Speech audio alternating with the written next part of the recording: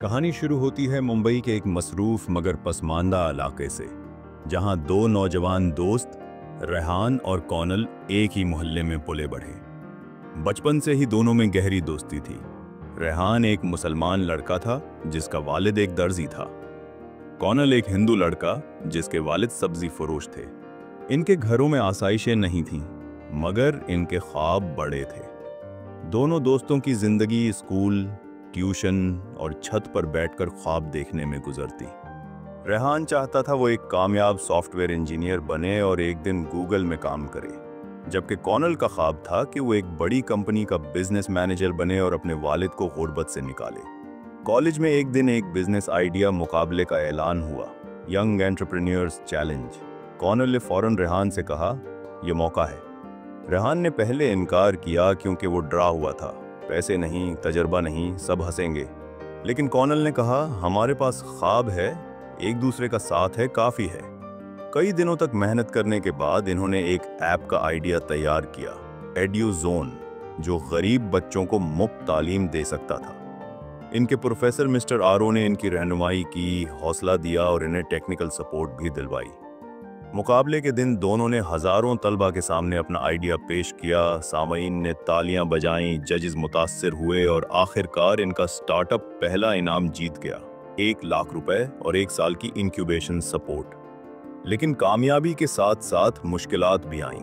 कभी फंडिंग रुकी, कभी ऐप क्रैश हुई, कभी लोगों ने मजाक उड़ाया। एक बार दोनों के दरमियान शदीद इख्तलाफ भी हो गया।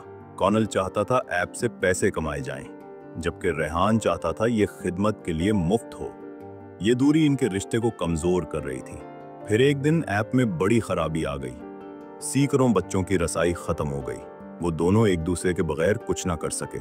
आखिरकार रेहान ने फोन किया, हम अलग होकर कुछ नहीं कर सकते। कौनल ने कहा, आजा, काम पर लगते हैं। वो पूरी रात जागते रहे, ऐप ठीक की, यूजर्स से माजरत की और सिस्टम दोबारा चलाया। चंद माह बाद एक बड़ी एनजीओ ने इनके आइडिया पर सरमायाकारी कर दी। एड्यूज़ोन अब न सिर्फ एक ऐप बल्कि एक मिशन बन चुकी थी। दिल्ली में कौमी कॉन्फ्रेंस में इन्हें बेस्ट सोशल स्टार्टअप का अवार्ड मिला। उन्होंने अपने इलाके में ऑफिस खोला, जहां और नौजवानों को तरबियत दी जाने लगी। फिर एक दिन उनके पुराने स्कूल ने उन्हें मदऊ किया, जहां वो छोटे बच्चों से मुखातिब हुए। रेहान ने कहा, जब हमने ये सफ़र शुरू किया तो हमारे पास कुछ ना था, सिर्फ ख्वाब थे।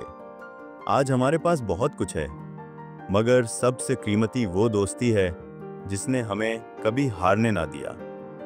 रेहान और कौनल अब सिर्फ एक कामयाब टीम नहीं थे, बल्कि वो उम्मीद की अलामत बन चुके थे। उनकी कहानी अखबारों, सोशल मीडिया, डॉक्यूमेंट्रीज में छपने लगी, मगर वो वही सादा लोग रहे जिन्होंने कभी हार नहीं मानी और दोस्त को कभी छोड़ा नहीं। अगर आपके पास ख्वाब हैं, नीयत साफ है और एक ऐसा दोस्त है जो मुश्किल वक्त में आपके साथ खड़ा हो, तो आप कुछ भी हासिल कर सकते हैं। हार कभी ना मानो, दोस्ती कभी ना छोड़ो, ख्वाब हमेशा जिंदा रखो।